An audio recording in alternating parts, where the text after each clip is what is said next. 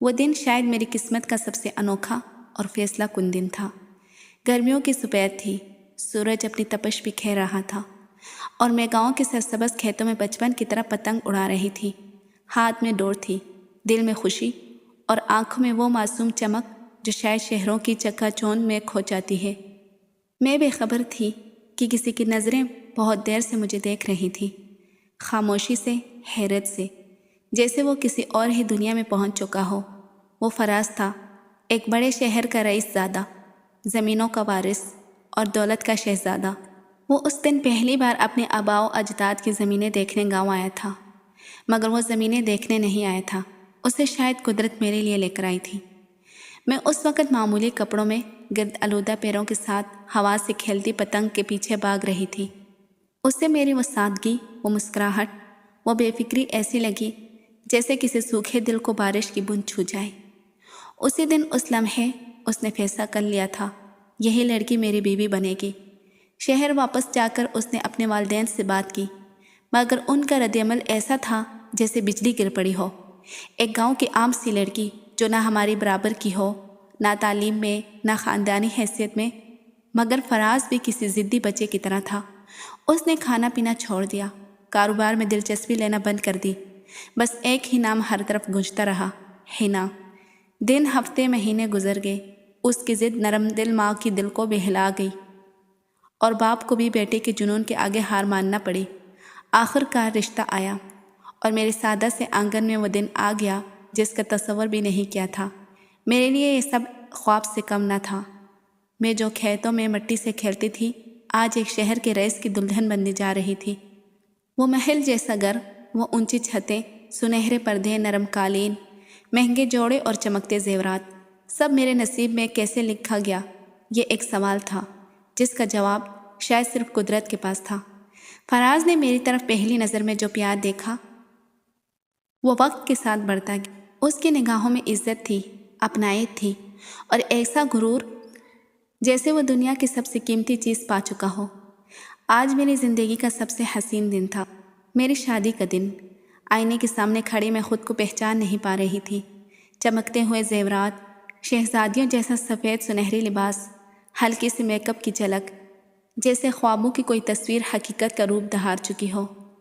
میں بچپن سے ہی ایسے لمحوں کا خواب دیکھتی آئی تھی، لیکن کبھی سوچا نہ تھا کہ ایک دن وہ خواب یوں حقیقت بن جائیں گے۔ میں ایک سادہ غریب گھرانے کی بیٹی تھی جس کے خواب بھی حالات سے ڈرتے تھے، مگر آج میں ایک ایسے محل میں جا رہی تھی جہاں ہر چیز کسی افسانوی دنیا کی مانند تھی۔ بلند و بالا سنگ مرمر کی ستون، شیشے جیسے فرش، چمکتے فانوس، اور وہ کمرہ جو اب میرا تھا جیسے کسی فلم کا سیٹ ہو۔ میرا کمرہ خوشبو سے مہک رہا تھا، نرم و نازک پردے ہوا سے ہل رہے تھے اور بستر ایسا جیسے کسی ملکہ کے لیے تیار کیا گیا ہو۔ ہر طرف خوبصورتی، ہر طرف شان و شوکت۔ میری الماری میں لٹکے ڈیزائنر لباس، قیمتی زیورات اور ہر آسائش مجھے یوں حیران کر رہی تھی جیسے کسی اور کی زندگی میں جھانک رہی ہوں۔ ایک پل کے لیے دل دھڑک اٹھا، کیا واقعی یہ سب میرا ہے؟ فراز کے گھر میں میرے لیے ہر دل میں عزت تھی اور ہر چہرے پر میرے لیے مسکراہٹ، کیونکہ فراز جس سے محبت کرتا، جس کی قدر کرتا، اس سے سب احترام سے پیش آتے تھے۔ وہ رئیس خاندان کے چشم و چراغ تھے اور ان کے ہر فیصلے کو مان دیا جاتا تھا۔ یہی وجہ تھی کہ مجھے سسرال میں کبھی اجنبی ہونے کا احساس نہ ہوا۔ ہر دن ایک نیا سکون، ایک نئی خوشی لے کر آتا تھا۔ کچھ ہی دن بعد میری امی اور میری چھوٹی بہن نائلہ ہم سے ملنے شہر آئی۔ نائلہ جو گاؤں میں پلی بڑھی تھی، اس کی معصومیت اور خوبصورتی میں ایک الگ ہی کشش تھی۔ وہ میرے جیسے نہیں تھی، لیکن حسن جمال میں کسی سے کم بھی نہیں تھی۔ جب اس نے میرے محل جیسے گھر کی دیواروں کو چھوا، ان اونچی چھتوں کو دیکھا اور میری زندگی کی چمک دمک کو قریب سے محسوس کیا، تو اس کی آنکھوں میں حیرت کے ساتھ ساتھ خوشی بھی تھی۔ وہ بار بار بول رہی تھی، باجی یہ سب آپ کا ہے، یہ سب کچھ آپ کے نصیب میں کیسے آیا؟ میں اس کی چمکتی آنکھوں کو دیکھتی رہی اور دل ہی دل میں شکر ادا کرتی رہی کہ زندگی نے وہ مجھے سب کچھ دیا جس کا تصور بھی کبھی نہیں کیا تھا۔ اور آج میری بہن نائلہ میری خوشی دیکھ کر واقعی دل سے خوش تھی۔ نائلہ کے چہرے پر مسکراہٹ تو تھی، لیکن آنکھوں میں ایک عجیب سی چمک آ گئی تھی، ایسی چمک جو صرف خوشی کی نہیں بلکہ خواہش کی بھی آئینہ دار تھی۔ محل کی بلند دیواریں، قیمتی فانوس، سنہری پردے اور اس کے اندر اپنی سگی بہن حنا کو شہزادیوں جیسی زندگی گزارتے دیکھ کر نائلہ کا دل جیسے بے چین ہو گیا تھا۔ اس نے کبھی خواب میں بھی ایسا کچھ نہیں سوچا تھا، اور اب جب یہ سب اس کی نظروں کے سامنے تھا تو وہ خود کو روک نہ سکی۔ اس کا دل کہہ اٹھا، کاش یہ سب کچھ میرا ہوتا۔ ابتدائی دنوں میں تو نائلہ نے اپنی حیرت اور خوشی کو چھپانے کی کوشش کی، لیکن آہستہ آہستہ اس کے رویے میں ایک واضح تبدیلی آنے لگی۔ جب گاؤں واپس گئی تو ہر روز بہانے بنانے لگی۔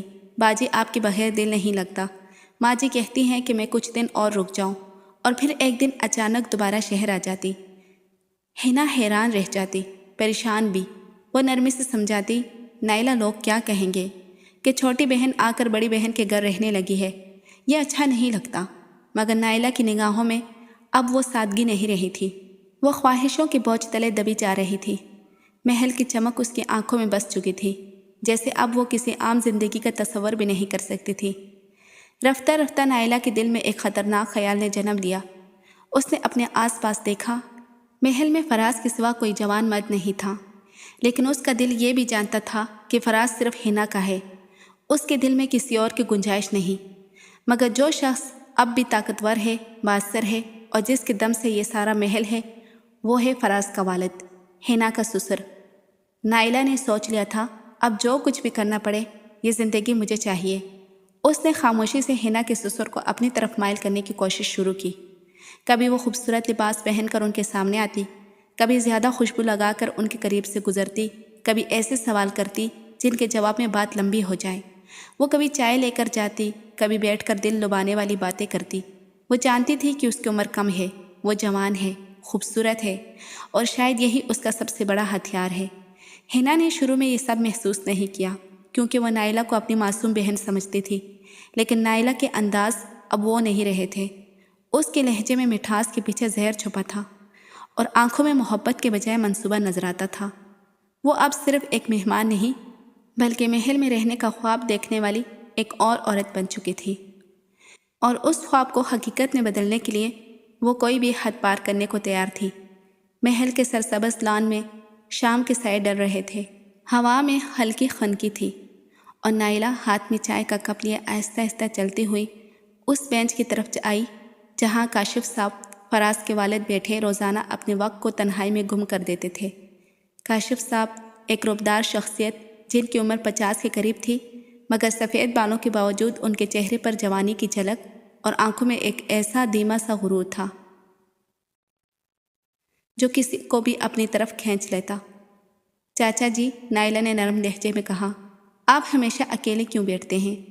کاشف صاحب ہلکا سا مسکرایا، اکیلا وہ ہوتا ہے جس کے پاس سوچنے کا کچھ نہ ہو۔ میرے پاس بہت کچھ ہے، پر وقت نہیں بچا اب ہنسنے کے لیے۔ نائلہ بینچ کے دوسرے سرے پر بیٹھ گئی، چائے کا کپ ان کی طرف بڑھاتے ہوئے بولی، تو پھر آج سے ایک کام کریں، میں آپ کو مسکرانا سکھاؤں گی۔ کاشف صاحب نے چائے کا گھونٹ لیا اور آہستہ آہستہ اس کے چہرے کو دیکھتے رہے۔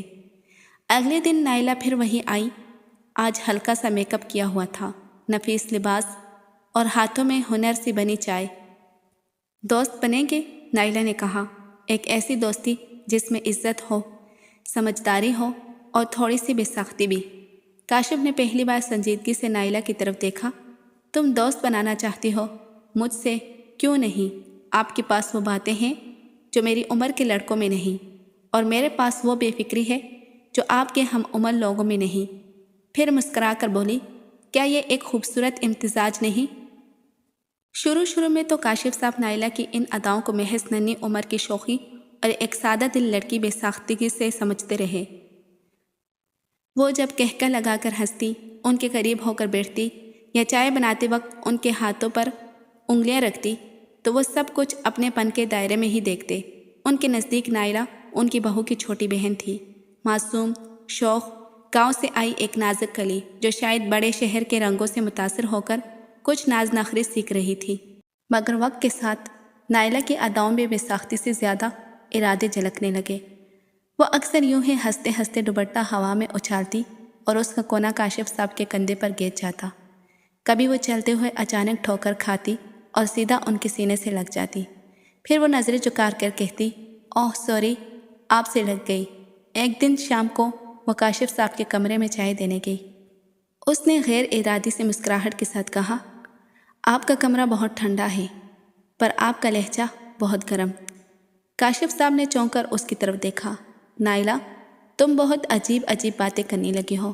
نائلہ نے سر جھکاتے ہوئے کہا، میری باتیں عجیب لگتی ہیں، لیکن آپ کا ساتھ بہت اپنا سا لگتا ہے۔ کاشف اب پہلے جیسے مطمئن نہ تھے۔ دل کے کسی گوشے میں ہلکی سی بے چینی نے جگہ بنا لی تھی۔ اور پھر ایک دن جب وہ دونوں لان میں بیٹھے تھے، نائلہ نے دھیرے سے کہا، ایک بات پوچھوں؟ ہاں نائلہ بولو۔ اگر کوئی آپ سے کہے کہ مجھے آپ کی خاموشی، آپ کا انداز، آپ کی باتوں کا لہجہ سب کچھ بہت اچھا لگتا ہے، تو آپ کیا کہیں گے؟ کاشف نے سنجیدگی سے اس کی طرف دیکھا۔ یہ کوئی مذاق تو نہیں؟ تم مجھ سے یہ سب کیوں کہہ رہی ہو؟ نائلہ کے چہرے پر اب شوخی نہیں، سنجیدگی تھی۔ اس نے نظریں نیچے کرتے ہوئے کہا، میں مذاق نہیں کر رہی۔ مجھے آپ جیسے لوگ پسند ہیں، تنہا، خاموش، باوقار۔ آج کل کے لڑکے فضول باتیں کرتے ہیں، دکھاوا کرتے ہیں، مگر آپ کی موجودگی دل کو سکون دیتی ہے۔ کاشف کا دل جیسے رک سا گیا۔ اس کی آنکھوں میں حیرت بھی تھی، خوف بھی، اور ایک انکہی سی چاہت بھی۔ نائلہ، تمہیں اندازہ ہے تم کیا کہہ رہی ہو؟ میں تم سے عمر میں بہت بڑا ہوں۔ نائلہ نے اس کا ہاتھ تھام کر نرمی سے کہا، عمر سے کیا ہوتا ہے؟ دل اگر ایک دوسرے کو سمجھنے لگ جائیں تو سالوں کا کیا حساب؟ یہ وہ لمحہ تھا جب کاشف صاحب کو یقین ہو گیا نائلہ محض بہو کی بہن نہیں رہی، وہ ان کی تنہائی کا دروازہ کھولنے والی چابی بن چکی ہے۔ اور کاشف جو برسوں سے کسی کے لمس، کسی کے لفظوں، کسی کی قربت کو ترس رہے تھے، وہ اب اس لڑکی کی باتوں میں اپنی کھوئی ہوئی جوانی کا عکس دیکھنے لگے تھے۔ ہوا تھم گئی تھی، شام خاموش ہو چکی تھی، اور ان دونوں کے درمیان ایک نیا رشتہ جنم لینے لگا تھا۔ ایسا رشتہ جو نہ کہلایا جا سکتا تھا، نہ چھپایا جا سکتا تھا۔ نائلہ نے دھیرے لہجے میں کاشف احمد سے کہا، اگر ہم اپنی شادی کا سب کو بتا دیں گے تو یقین جانو ہر طرف سے مخالفت کا طوفان اٹھے گا۔ کوئی بھی نہیں چاہے گا کہ ہم ایک ہو جائیں، سب ہمارے راستے میں رکاوٹ بنیں گے۔ اس کی آواز میں ایک عجیب یقین اور جذبات کی شدت تھی۔ اسی لیے بہتر ہے کہ ہم خاموشی سے نکاح کر لیں، چھپ کر، بنا کسی کو بتائے۔ پھر جب سب کچھ ہو جائے گا تب ہم سب کے سامنے آ کر اپنی حقیقت بیان کر دیں گے۔ اس وقت نہ کوئی روک سکے گا، نہ کوئی انکار کرے گا، وقت سب کچھ قبول کروا دیتا ہے، اور رفتہ رفتہ سب ہمیں اپنا لیں گے۔ کاشف خاموشی سے اس کی باتیں سنتا رہا۔ دل میں الجھنیں ضرور تھی، مگر نائلہ کی باتوں میں ایک سچائی بھی تھی، ایک ایسا حل جو بظاہر خطرناک تھا مگر محبت کے لیے شاید ضروری بھی۔ نائلہ اور کاشف احمد نے خاموشی سے نکاح کیا، دنیا کی نظروں سے چھپ کر، محض اپنی محبت اور فیصلے پر یقین رکھتے ہوئے۔ نکاح کے فوراً بعد جب دونوں گھر واپس آئے تو نائلہ مکمل دلہن کے روپ میں تھی، سرخ جوڑے میں لپٹی، سجی سنوری آنکھوں میں خواب اور لبوں پر خاموش مسکراہٹ لیے۔ جیسے ہی وہ دہلیز پار کر کے اندر داخل ہوئی، اس کی نظر اپنی بہن پر پڑی جو اب کاشف احمد کے بیٹے فراز کی دلہن یعنی بہو بن چکی تھی، تو لمحہ بھر کو نائلہ ساکت رہ گئی، اور اسی طرح اس کی بہن کی آنکھیں بھی حیرت سے پھیل گئی۔ نائلہ، یہ تم کیا کر رہی ہو؟ اس کی بہن نے بے یقینی سے سوال کیا، گویا اس کے الفاظ خود اسے بھی سنائی نہ دیے ہوں۔ نائلہ نے نرمی سے لیکن پورے اعتماد سے کہا، یہ میرے ہسبینڈ ہیں، میں نے ان سے شادی کر لی ہے۔ نائلہ، ہوش میں آؤ، تم کیا کہہ رہی ہو؟ اس نے جھنجھلا کر کہا، جیسے دل میں زلزلہ آ گیا ہو۔ میں پورے ہوش ہوس میں ہوں، اور یہ میرا فیصلہ ہے۔ ہم دونوں نے باقاعدہ نکاح کیا ہے، سب کچھ قانون اور شریعت کے مطابق ہے۔ نائلہ کی آواز میں عجیب سکون تھا، جیسے وہ برسوں سے اس لمحے کا انتظار کر رہی ہو۔ گھر میں عارضی خاموشی چھا گئی، مگر وہ زیادہ دیر برقرار نہ رہ سکی۔ فراز کے آنے پر طوفان آ گیا۔ جیسے ہی اسے حقیقت کا علم ہوا، اس نے غصے سے کپکپاتے ہوئے باپ کو دیکھ کر چیخا، ابو، آپ کو شرم نہیں آتی؟ آپ نے اتنی چھوٹی سی لڑکی سے، میری سالی سے نکاح کر لیا۔ کاشف احمد مکمل سکون سے کھڑے تھے۔ انہوں نے کہا، شرم کیسی؟ نائلہ بالغ ہے، سمجھدار ہے، اس نے اپنی مرضی سے یہ رشتہ قبول کیا ہے، میں نے اس پر کوئی زور زبردستی نہیں کی۔ فراز کی آواز اونچی تھی مگر دلیل کمزور، اور نائلہ وہ ایک کنارے کھڑی تھی، سب کچھ سن کر دل ہی دل میں خود کو فتح محسوس کر رہی تھی۔ اس کے چہرے پر عجیب سا غرور تھا، جیسے وہ کہہ رہی ہو، میں اب اس محل کی ملکہ ہوں۔ وہ سب جو کل تک خواب تھا آج حقیقت بن چکا تھا۔ نائلہ اب ہر روز آئینے کے سامنے کھڑی ہو کر خود کو محل کی ملکہ تصور کرتی تھی۔ سنہری جوڑوں میں لپٹی، مہنگے عطر کی خوشبو سے مہکتی، اس کے چہرے پر غرور کی وہ چمک تھی جو کسی عام لڑکی کو قسمت سے نہیں تدبیر سے ملتی ہے۔ اس کی آنکھوں میں ایک فتح کی جھلک تھی، جیسے وہ سب کچھ پا چکی ہو جس کا کبھی خواب دیکھا تھا۔ محل کی سیڑھیاں، سنگ مرمر کی راہیں، بڑے بڑے ہال، سب اسے اپنے قدموں تلے محسوس ہوتے تھے۔ جو کل تک سادہ سی نائلہ تھی وہ اب ہر کسی کو اپنے تیور سے نیچا دکھاتی، نوکروں کو حکم دینا، بات بات پر ٹوکنا، ہر کسی کو یہ باور کروانا کہ اب وہ بیگم صاحبہ ہے، اسے خاص مزہ دیتا۔ اپنی بہن کو جو کبھی اس کی خیر خواہی کے لیے بولتی اب وہ تحقیر سے دیکھتی تھی اور طنز سے کہتی زیادہ بولنے کی ضرورت نہیں، یہ اب میرا گھر ہے اور میں اس گھر کی ملکہ ہوں۔ ماں باپ جنہوں نے اس کی پرورش کی آج اس سے ناراض تھے، مگر نائلہ کو اس پر کوئی فرق نہ پڑتا تھا۔ اس کے لیے اب صرف ایک محل، اس کی شان، اس کی جیت اہم تھی۔ وہ سمجھتی تھی کہ اس نے محبت بھی جیت لی، دولت بھی اور رتبہ بھی۔ سب کچھ بدل چکا تھا، رشتے، ناطے، آوازیں، سب خاموش ہو چکے تھے۔ شاید سب کو اندازہ ہو چکا تھا کہ اب نائلہ کے غرور کے سامنے کچھ بھی کہنے کا فائدہ نہیں، اور نائلہ وہ اپنے تکبر کے سنگھاسن پر بیٹھی خود کو دنیا سے بلند سمجھ رہی تھی، بے خبر اس حقیقت سے کہ محل کی دیواریں جتنی اونچی ہوں وقت کے طوفان کے آگے وہ بھی بے بس ہوتی ہیں۔ نائلہ کی لالچ رفتہ رفتہ حد سے تجاوز کرنے لگی تھی۔ محل میں رہتے ہوئے اسے نہ صرف عیش و عشرت کی عادت پڑ چکی تھی بلکہ وہ اب ہر شے پر اپنا اختیار چاہتی تھی۔ وہ ہر وقت کاشف احمد کے کان بننے لگی، فراز اور حنا کے خلاف زہر گھولتی، کبھی کہتی کہ یہ دونوں میرے خلاف سازش کرتے ہیں، کبھی کہتی میرے حکم کو نظر انداز کرتے ہیں، اور کبھی شکایت کرتی کہ میرے سامنے زبان درازی کرتے ہیں۔ اس کا بس نہیں چلتا تھا، ورنہ وہ پل بھر میں انہیں اس محل سے باہر نکال دیتی۔ اس کا خواب تھا کہ محل کی ملکہ صرف وہ ہو، اکیلی اور ہر دل پر راج کرتی ہوئی۔ لیکن کاشف احمد جو کبھی نائلہ کو معصوم، نازک اور بے ضرر سمجھتے تھے اب اس کی حقیقت کو پہچاننے لگے تھے۔ ایک دن اس نے نائلہ کو صاف لفظوں میں کہا، فراز اور حنا میرے خون ہیں، میری زندگی کا حصہ ہیں، تمہیں اگر یہ سب منظور نہیں تو تم جا سکتی ہو، مگر میں انہیں اس گھر سے کبھی نہیں نکالوں گا۔ وہ الفاظ نائلہ کے غرور پر بجلی بن کر گرے۔ لمحہ بھر کو اس کا غرور چکنا چور ہوا، زبان ساخت ہو گئی، اور دل میں پہلے بار ایسا خالی پن محسوس ہوا جو اب تک دولت، زیور اور محل کی اونچی دیواروں نے چھپا کر رکھا تھا۔ اس دن کے بعد نائلہ تھوڑی بدل گئی، شاید حقیقت کا پہلا تھپڑ کافی تھا۔ نائلہ کو محل میں سب کچھ میسر تھا، قیمتی لباس، ناز و نم، خدمت گزار اور آسائشیں، جو مانگتی مل جاتا۔ لیکن جس چیز کی طلب اب ابھرنے لگی تھی وہ تھی ایک ایسا ساتھی جو اس کی عمر کا ہو، جو اس کے ساتھ مسکرا سکے، جو اس کی باتوں کو سمجھے، اس کے ساتھ خواب بنے، اور وہ بے فکری جو صرف سچے عشق میں ملتی ہے۔ کاشف احمد کی عمر اب ڈلنے لگی تھی، ان کے بالوں میں چاندنی اتر چکی تھی اور قدموں میں پہلے جیسی روانی نہ رہی تھی۔ نائلہ جب انہیں دیکھتی تو دل کے کسی کونے میں خالی پن سے محسوس کرتی، ایک ادھورا پن، ایک حسرت کہ شاید اس نے سب کچھ پا کر بھی اصل چیز کھو دی ہے۔ وقت کے ساتھ ساتھ نائلہ کے دل پر ندامت کی دھن چھانے لگی۔ اسے اب احساس ہونے لگا کہ دولت، محل اور طاقت انسان کو مکمل نہیں کرتے۔ اس نے جس محبت کی تلاش میں خود کو بیچا وہ صرف ایک فریب نکلا، اور اب جب آنکھ کھلی تو وقت بہت آگے نکل چکا تھا۔